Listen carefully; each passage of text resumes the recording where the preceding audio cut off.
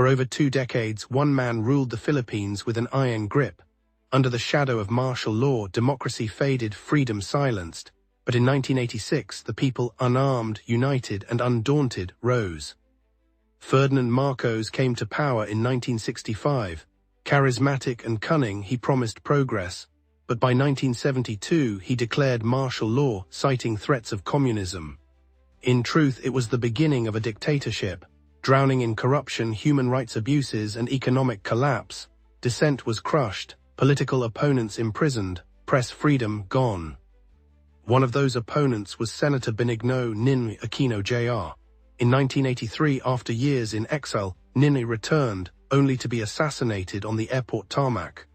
His death would become the spark for a movement that could not be stopped. Millions of Filipinos literally stopped tanks with flowers and changed their entire government without firing a single shot. The People Power Revolution of 1986 proved that peaceful resistance could topple even the most entrenched dictatorship. The breaking point came during the February 1986 presidential election. Marcos declared himself the winner, but everyone knew it was rigged. His own military officers had witnessed the massive fraud. Defense Minister Juan Ponce Enrile and General Fidel Ramos broke ranks and barricaded themselves in military camps, calling for Marcos to step down.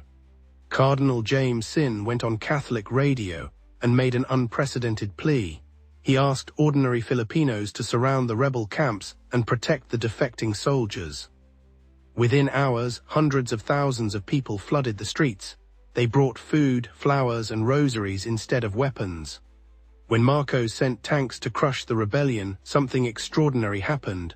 Ordinary citizens stepped in front of the armored vehicles. Nuns knelt in prayer. People placed flowers in gun barrels and offered soldiers sandwiches.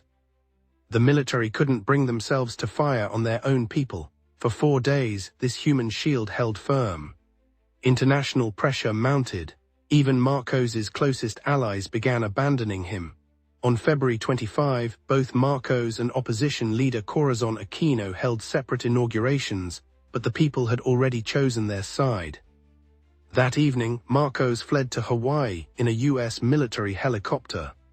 20 years of dictatorship ended not with violence, but with the collective courage of millions who believed democracy was worth defending. This is the story of a nation that stood still and then stood up. This is the power of the people.